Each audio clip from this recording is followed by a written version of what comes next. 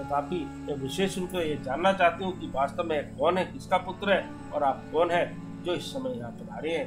भिक्षुवर, मेरे मन में बार बार यह बात आती है कि आप कर्णा सिंधु शिव ही हैं और यह बालक पूर्व जन्म में आपका भक्त रहा है। इसी क्रम दोष से यह इस दुर्वस्था में पड़ गया है। इसे भोगकर यह पुनः आपकी कृपा से परम कल्याण का भागी होगा। मैं भी आपकी माया से ही मोहित हो मार्ग भूल कर आ गई हूँ। आपने ही इसके पालन के लिए मुझे यहाँ भेजा है।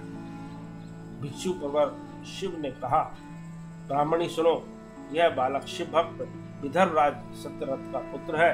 सत्यरथ को साल देशीय क्षत्रियों ने युद्ध में मार डाला है। उनकी पत्नी अत्यंत व्यग्र हो रात में शीघ्रता पूर्वक अपने महल से बाहर भाग आई। उन्होंने यहाँ आकर इस बालक को जन्म दिया। सवेरा होने पर वे प्यास से पीड़ित हो सरोवर में उतरी। उसी समय देवबस एक ग्राह ने आकर उन्हें अपना आहार बना लिया। ब्राह्मणी ने पूछा, भिक्षुदेव, क्या कारण है? इसके पिता राजा सत्यरथ श्रेष्ठ भोगों के भोग के समय बीच में ही साल देशी शत्रुओं द्वारा मार डाले गए। इस कारण से इस शिशु को की माता को ग्रह ने खा लिया और यह शिशु जो जन्म से ही अनाथ और बंधुहीन हो गया है, इसका क्या कारण है? मेरा अपना पुत्र भी अत्यंत दरिद्र एवं भिक्षुक क्यों हुआ तथा मेरे इन दोनों पुत्रों का भविष्य में कैसे सुख प्राप्त होगा? भिक्षु वरिष्ठ शिव ने कहा, इस राजकुमार के पिता विदर्भ राज पूर्व जन्म में पांड्य देश के श्रेष्ठ राजा थे। वे सब धर्मों के ज्ञाता थे और संपूर्ण पृथ्वी का धर्म पूर्वक पालन करते थे। एक दिन प्रदोष काल में राजा भगवान शंकर का पूजन कर रहे थे और बड़ी भक्ति से त्रिलोकीनाथ महादेव जी की आराधना में संलग्न थे। उसी समय नगर में सब और बड़ा भारी कोलाहल मचा। उस उत्कट शब्द को सुनकर राजा ने बीच में ही भगवान शंकर की पूजा छोड़ दी और नगर में क्षोभ फैलने की आशंका से राजभवन से बाहर निकल गए। उसी समय राजा का महाबली मंत्री शत्रु को पकड़कर उनके समीप ले आया। वह शत्रु पांड्य राज का ही सामंत था। उसे देखकर राजा ने क्रोध पूर्वक उसका मस्तक कटवा दिया। शिव पूजा छोड़कर नियम को समाप्त किए बिना ही राजा ने रात में भोजन भी कर लिया। इसी प्रकार राजकुमार भी प्रदोष काल में शिव जी की पूजा किए बिना ही भोजन करके सो गया।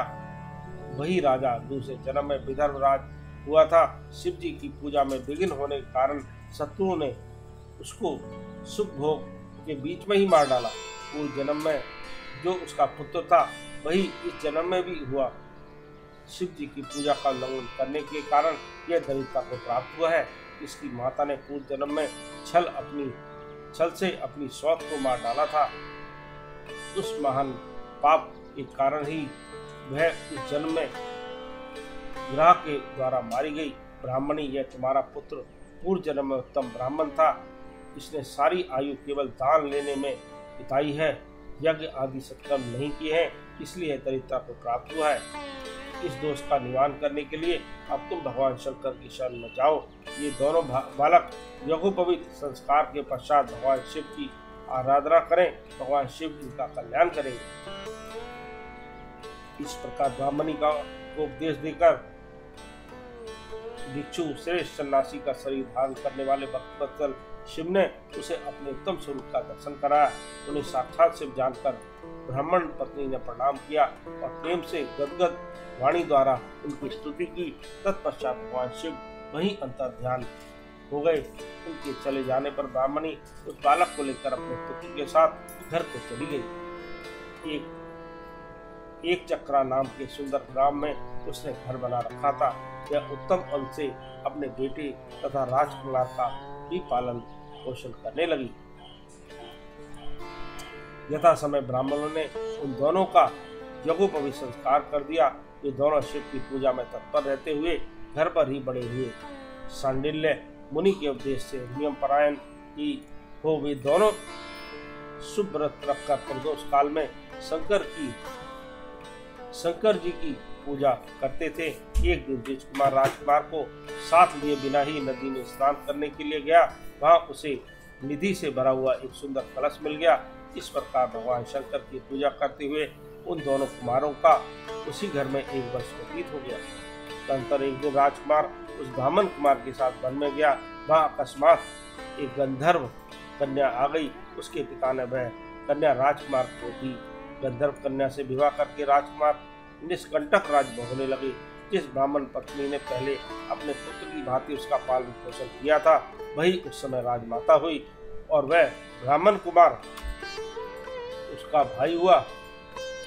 राजा का नाम धर्मगुप्त था। इस प्रकार देवेश्वर शिव की आराधना करके राजा धर्मगुप्त अपनी उस रानी के साथ विदर्भ देश में रजोचित सुख का उपभोग करने लगा। यह मैंने तुमसे शिव के भिक्षु वर अवतार का वर्णन किया है, जिन्होंने राजा धर्मगुप्त को बाल्यकाल में सुख प्रदान किया था। यह पवित्र आख्यान पापहारी परम पावन चारों पुरुषार्थों का साधक तथा संपूर्ण अभिष्ट को देने वाला है। जो प्रतिदिन एकाग्रचित होकर इसे सुनता या सुनाता है, वह इस श्लोक में संपूर्ण भोगों का उपभोग करके अंत में भगवान शिव के धाम में जाता है। इस प्रकार रुद्र संहिता का यह अध्याय समाप्त होता है। ओम नमः शिवाय। हर हर महादेव। हर हर महादेव।